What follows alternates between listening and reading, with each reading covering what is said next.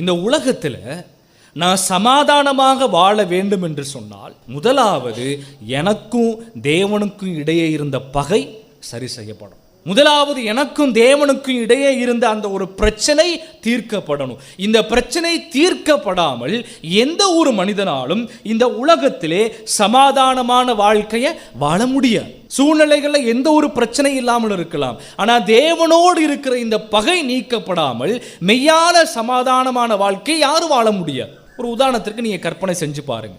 என்கிட்ட பேங்க் அக்கௌண்ட்டில் 10 கோடி பணம் இருக்குது, மிகப்பெரிய ஒரு தொகை. இப்போ இந்த 10 கோடி பணம் இருந்தாலும் நான் ஒரு பாவம் செய்து ஒரு குற்றம் செய்து தண்டனைக்குரிய கைதியாக அறிவிக்கப்பட்டு எனக்கு மரண தண்டனை விதிக்கப்படுது அப்படின்னு சொன்னா இந்த 10 லட்சம் ரூபாய் என் அக்கௌண்ட்ல இருக்கிறதுனால எனக்கு ஏதாச்சும் பயன் இருக்குதா? இந்த 10 லட்சம் ரூபாய் என்னுடைய அக்கௌண்ட்ல இருக்கிறதுனால எனக்கு நிம்மதி இருக்குதா? எனக்கு சமாதானம் இருக்குதா? இல்லை.